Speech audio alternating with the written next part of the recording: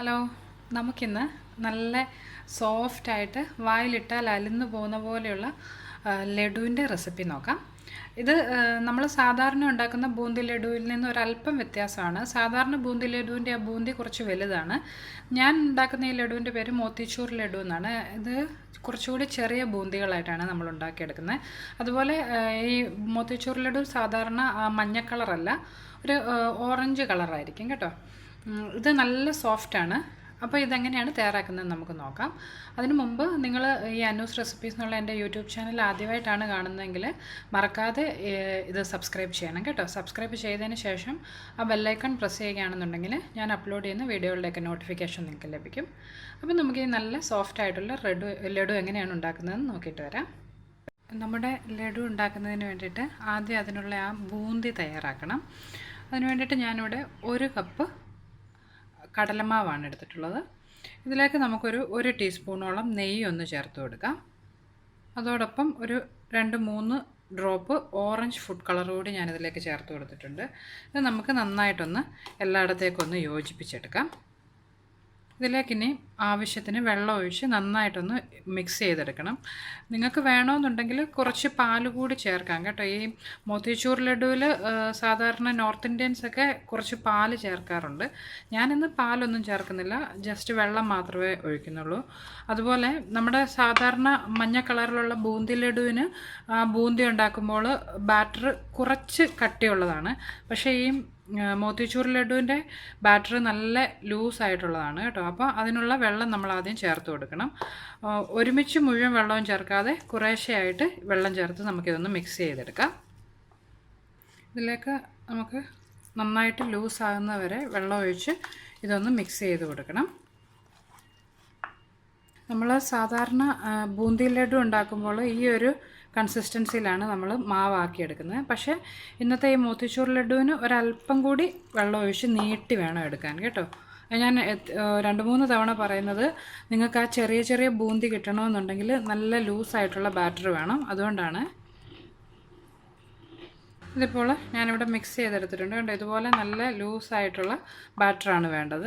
ഇതിനിപ്പോൾ ഞാൻ ഈ 1 കപ്പ് കടലമാവിലേക്ക് ഏകദേശം 1 കപ്പിനടുത്ത് തന്നെ വെള്ളം ചേർത്ത് കൊടുത്തിട്ടുണ്ട് കേട്ടോ.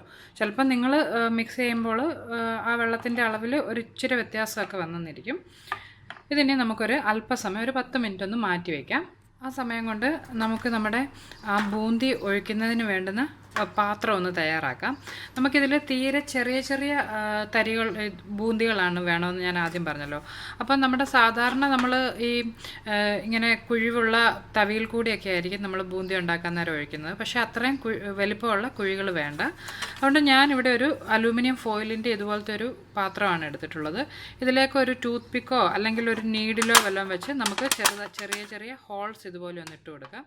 അത്ര വലിപ്പമുള്ളതാകരുത്, ചെറുതായിട്ടുള്ള ഹോൾസ് ഇട്ട് കൊടുക്കണം. അതുപോലെ ഓരോന്നും തമ്മിൽ ഒരല്പം ഡിസ്റ്റൻസ് കീപ്പ് ചെയ്ത് നമുക്കിതിനകത്തൊന്ന് കിഴുത്തകളൊന്ന് ഇട്ട് കൊടുക്കാം. ഇതിപ്പോൾ ഞാൻ ഈ അലൂമിനിയം ഫോയിലിൻ്റെ ഒരു പകുതിയിൽ നിന്നേ ഞാൻ ഇട്ടിട്ടുള്ളൂ കേട്ടോ. ഞാൻ എണ്ണ വെച്ചിട്ടുള്ള പാത്രം ചെറിയതായതുകൊണ്ട് അതിലേക്ക് വീഴാനായിട്ട് ഒരു ഹാഫ് പോർഷനിലേക്ക് ഇതുപോലെ ചെറിയ ചെറിയ സുഷിരങ്ങൾ ഇട്ട് കൊടുത്തിട്ടുണ്ട്.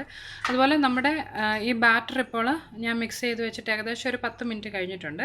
ഇനി ഇതെങ്ങനെയാണ് നമ്മുടെ ബൂന്തി ആക്കിയെടുക്കുന്നതെന്ന് നമുക്കൊന്ന് നോക്കാം. അതിന് വേണ്ടിയിട്ട് ഞാനിവിടെ ഒരു പാനിൽ കുറച്ച് എണ്ണ ഒന്ന് നന്നായിട്ട് ചൂടാകാൻ വെച്ചിട്ടുണ്ട്.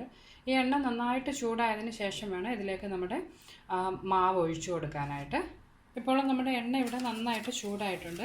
ഇനി നമ്മൾ ഈ തയ്യാറാക്കി വെച്ചിട്ടുള്ള ഈ ഫോയിലിലേക്ക് കുറേശ്ശെയായിട്ട് മാവ് നമുക്കൊന്ന് ഒഴിച്ചു കൊടുക്കാം. ഇത് കണ്ടോ, അതിൽ കൂടി ചെറിയതായിട്ടുള്ള തരികളായിട്ട് നമ്മുടെ ബൂന്തി ഇതിലേക്ക് വീഴാൻ തുടങ്ങിയിട്ടുണ്ട്. ഈ ബൂന്തി ഇതിലേക്ക് ഒഴിച്ചു കഴിഞ്ഞാൽ പിന്നെ അടുപ്പിൽ തീയെ കുറച്ച് വെച്ചുകൊണ്ട് വേണം. ഒരു 30-40 സെക്കൻഡോളം ഇതിലൊന്ന് ഫ്രൈ ചെയ്തെടുത്താൽ മതി. അത് കഴിയുമ്പോൾ ഇത് നമുക്കങ്ങ് കോരിയെടുക്കാം. കൂടുതൽ സമയം ഇട്ടിട്ടുണ്ടെങ്കിൽ ഇതങ്ങ് വല്ലാതെ കട്ടിയായി പോകും കേട്ടോ. ഇത് നമുക്കിനി എണ്ണയിൽ നിന്ന് കോരി മാറ്റാം. ഞാനിവിടെ മറ്റൊരു അരിപ്പ വെച്ച് കൊടുത്തിട്ടുണ്ട്. അതിലേക്ക് നമ്മുടെ ഈ ബൂന്തി ഓരോന്നും ഇട്ട് കൊടുക്കാം. അപ്പോൾ എക്സസ് ആയിട്ട് എണ്ണ ഉണ്ടെങ്കിൽ അതിൽ കൂടി അങ്ങ് താഴോട്ട് പോവുകയും ചെയ്തോളും.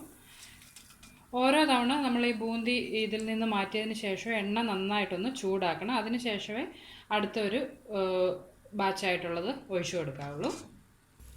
ഇതുപോലെ നമുക്ക് ഈ തയ്യാറാക്കി വെച്ചിട്ടുള്ള ആ മാവ് മുഴുവൻ ഒന്ന് ബൂന്തിയാക്കി എടുക്കാം. ചെറിയ ചെറിയ ബൂന്തികളാണ് കണ്ടോ, നമ്മളിങ്ങനെ ചെറിയ ഹോൾസ് ഇട്ട് കൊടുത്തിട്ടുള്ളതുകൊണ്ട് ചെറിയ ബൂന്തികളായിട്ടാണിത് വീണ് കിട്ടുന്നത്. ഇപ്പോൾ ഞാൻ നമ്മുടെ ബൂന്തിയെല്ലാം ഇവിടെ നന്നായിട്ട് ആക്കിയെടുത്തിട്ടുണ്ട്. ഇതുണ്ട്, നമ്മൾ സാധാരണ മറ്റേ മഞ്ഞ കളറിലെ ബൂന്തി ലഡു ഉണ്ടാക്കുമ്പോഴുള്ള ആ ബൂന്തിയെക്കാട്ടിലും ചെറുതായിട്ടുള്ള ബൂന്തികളാണ് ഇവിടെ ആക്കിയെടുത്തിട്ടുള്ളത്. ഇനി നമുക്ക് ഇതിന് വേണ്ടുന്ന ഷുഗർ സിറപ്പ് ഒന്ന് തയ്യാറാക്കാം. നമ്മളിന്ന് 1 കപ്പ് കടലമാവ് കൊണ്ടുള്ള ബൂന്തിയാണ് ഉണ്ടാക്കിയിട്ടുള്ളത്. അപ്പോൾ അതിലേക്ക് വേണ്ടിയിട്ട് ഞാൻ 1 കപ്പ് തന്നെ പഞ്ചസാര ഇവിടെ എടുത്തിട്ടുണ്ട്. ഈ പഞ്ചസാരയുടെ പകുതി വെള്ളം, അതായത് 1 കപ്പ് പഞ്ചസാര എടുത്തപ്പോൾ 1/2 കപ്പ് വെള്ളം ഇതിലേക്ക് ഞാനൊന്ന് ചേർത്ത് കൊടുക്കുകയാണ്.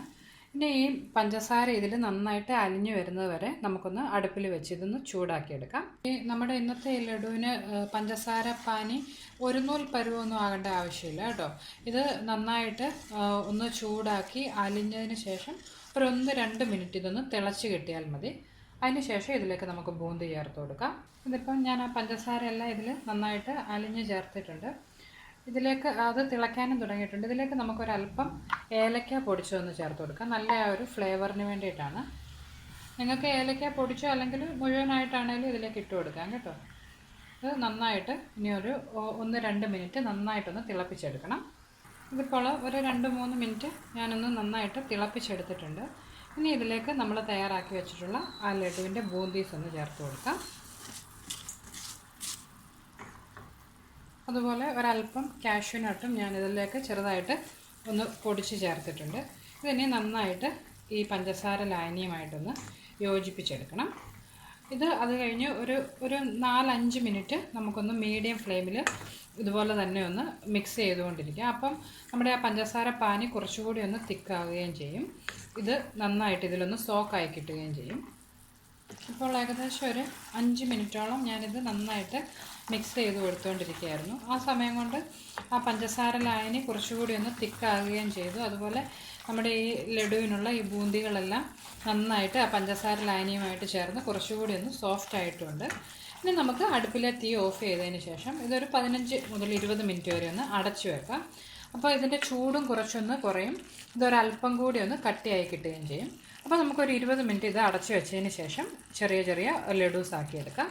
ഇപ്പോൾ ഒരു 10 മിനിറ്റ് കഴിഞ്ഞിട്ടുണ്ട്. നമ്മുടെ ആ ബൂന്തിയൊക്കെ ഒന്ന് കുറച്ച് നേരം ഇരുന്ന് ആ ചൂടും ഒന്ന് പോയിട്ടുണ്ട്. അതുപോലെ കുറച്ചൊരു തിക്കായി കിട്ടിയിട്ടുണ്ട്. അങ്ങ് ഒത്തിരി നേരം നമ്മളിത് മാറ്റി വെക്കരുത് കേട്ടോ. അങ്ങനെ വെച്ചിട്ടുണ്ട് ഇതങ്ങ് വല്ലാതെ പഞ്ചസാര ലായനിയല്ലേ, അത് കുറേ നേരം ഇരുന്ന് കഴിയുമ്പോൾ അങ്ങ് വല്ലാതെ മുറുകിപ്പോവും. നമ്മൾ ഉരുട്ടി എടുത്ത് കഴിയുമ്പോൾ നമ്മുടെ ലഡുവിന് നല്ലൊരു സോഫ്റ്റ്നെസ് കിട്ടത്തില്ല. അതുകൊണ്ടൊരു 10 മിനിറ്റ് വെച്ച് ആ ചൂട് കുറച്ചൊന്ന് പോയി കഴിയുമ്പോൾ നമുക്കിത് ലഡുവായിട്ട് പിടിച്ചെടുക്കാം. ഇപ്പോൾ ഞാൻ കയ്യിൽ ഒരല്പം നെയ്യൊന്ന് തേച്ചിട്ടുണ്ട്. ഇതിൽ നിന്ന് കുറച്ചെടുത്ത് നമുക്കൊന്ന് ഉരുട്ടിയെടുക്കാം. നല്ല സോഫ്റ്റായിട്ടുള്ള ബൂന്തീസാണ്, അതുപോലെ ചെറിയതുമാണ്. ഇത് നമ്മൾ വായിലിട്ടാൽ അങ്ങ് അലിഞ്ഞു പോകുന്ന പോലെയാണ് കേട്ടോ. ഇതിപ്പോൾ ഞാൻ ഉരുട്ടിയെടുത്തിട്ടുണ്ട്. നിങ്ങൾക്ക് വേണമെന്നുണ്ടെങ്കിൽ ഇതിൻ്റെ മുകളിൽ ഒരു മുന്തിരിയോ ഉണക്ക മുന്തിരിയോ അല്ലെങ്കിൽ പിസ്തായോ അല്ലെങ്കിൽ കാഷ്യൂ നട്ടോ എന്തെങ്കിലുമൊക്കെ വെച്ച് കൊടുക്കാം കേട്ടോ. അതൊക്കെ നിങ്ങളുടെ ഇഷ്ടത്തിനനുസരിച്ച് ചെയ്യാം. ഇതുപോലെ നമുക്ക് ഈ ബാക്കിയുള്ള ബൂന്തി കൂടി ഒന്ന് ഉരുട്ടിയെടുക്കാം. ഇപ്പോൾ ഞാൻ നമ്മുടെ ലഡു എല്ലാം ഇവിടെ ഒന്ന് ഉരുട്ടിയെടുത്തിട്ടുണ്ട്. എനിക്കിന്ന് നമ്മളെടുത്ത ആ ഒരു കപ്പ് കടലമാവ് കൊണ്ട് ഒരു 16 ലഡു ഉണ്ടാക്കാൻ പറ്റിയിട്ടുണ്ട്. ഞാനിവിടെ വലിയ വലുപ്പമില്ലാത്ത ചെറിയ ലഡുകൾ ആയിട്ടാണ് ഉരുട്ടിയെടുത്തിട്ടുള്ളത്. അപ്പം എല്ലാവരും ട്രൈ ചെയ്ത് നോക്കുക. നല്ല സോഫ്റ്റാണ്, നല്ല വായിലിട്ടാൽ അങ്ങ് അലിന്ന് പോകുന്ന പോലെയുള്ള ഒരു ലഡുവാണിത്. അപ്പോൾ ട്രൈ ചെയ്ത് നിങ്ങൾക്ക് എൻ്റെ റെസിപ്പീസൊക്കെ ഇഷ്ടമാകുന്നുണ്ടെങ്കിൽ ഈ അന്നൂസ് റെസിപ്പീസ് എന്നുള്ള എൻ്റെ ഈ ചാനൽ നിങ്ങൾ മറക്കാതെ സബ്സ്ക്രൈബ് ചെയ്യണം കേട്ടോ. അപ്പോൾ നമുക്ക് മറ്റൊരു റെസിപ്പിയുമായിട്ട് വീണ്ടും കാണാം. ബൈ.